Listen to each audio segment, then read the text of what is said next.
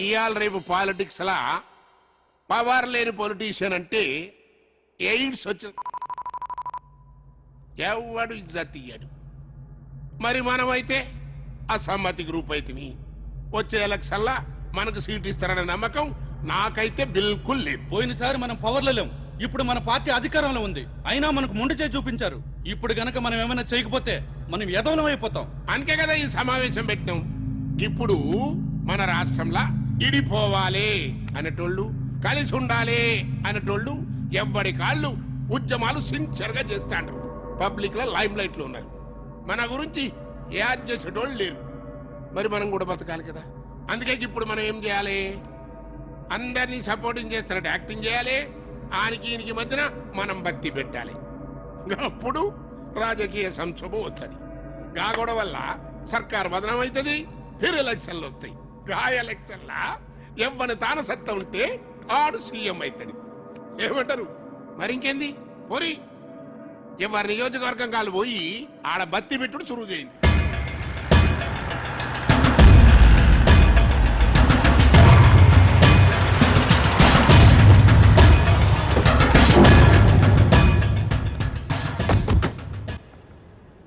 అంతా బాగానే ఉంది, కానీ పార్టీ నుంచి ప్రాబ్లం రాకుండా చూసుకోవాలి.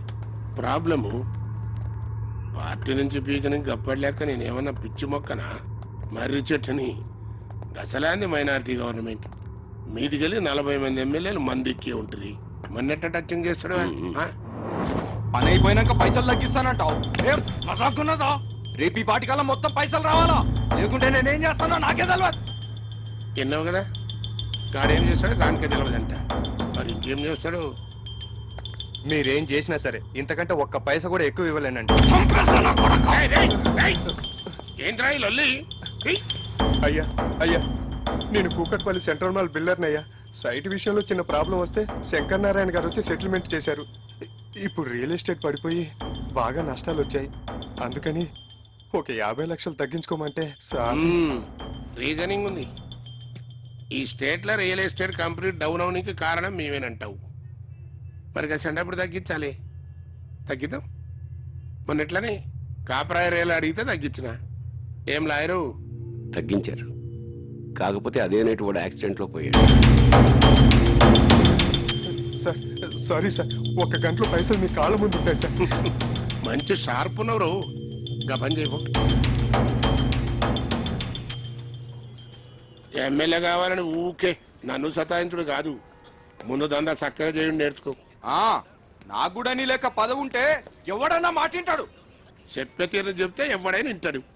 తమాకుండాలే మన లాయర్ సాబ్ లెక్క.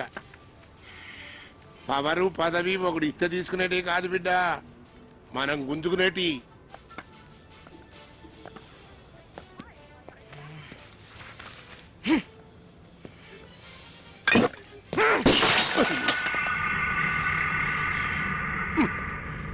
బిడ్డ పూనకం వస్తే మందు గొంతులో పోసుకోవాలి కానీ గోడ మీద కాదురా. Thank you very much. ఇప్పుడే చూసాను టీవీలో.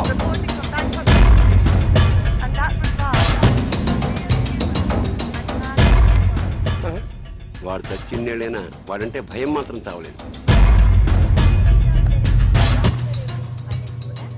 నువ్వేంద్ర సీరియల్ మధ్యలో కరెంటు పైన ఆడదాని లెక్క పేసి పెడితే రివైండ్ చేయి. అన్నా ఇది టీవీ అన్నా. అబ్బా మాకు తెలియదు. ఏ ఛానల్ చూసినా అదే కహాని వస్తుంది. అట్లా నొక్కబో ఏడవ దిక్కు తగులుతుంది.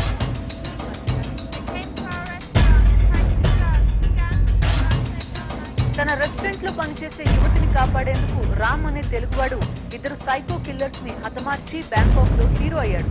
తన స్థానంలో ఎవరున్నా అదే పని చేసేవారని మనిషిని పోలిన మనుషులు 7 ఉంటారు.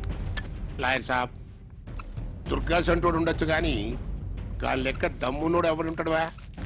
ఆయన నువ్వేంద్ర ఎప్పుడూ సచ్చినోడు గురించి ఇప్పుడు పంచాయతీ పెడితే వాడు నిజంగా చచ్చిండని మనం అనుకుంటున్నామా? ఎప్పుడు నన్ను అంటావు కదా ఏది సక్క చేయరాదని. ఆ దుర్గాగాడు నిన్ను మంచిగా సంఖ నాకిచ్చి బ్యాంకాక్ లో పోయి సెటిల్ అయి ఉంటాడు. ఇంకా చాలది. అయినా సచ్చినోడు బతుకుడేంది, బ్యాంకాక్ లో సెటిల్ అవుడేందిరా. చాలబో, పని చూసుకోబో. నువ్వు అట్లనే అనుకో. ఆ దుర్గాగాడు మళ్ళీ వచ్చి నేను ఎత్తిన కన్ను పెట్టినప్పుడు తెలుస్తుంది. అప్పటి వరకు ముసుగేసుకొని పండుకో. నేనే బ్యాంకాక్ పోతా. ఆని సంగతి నేను చూసుకుంటా.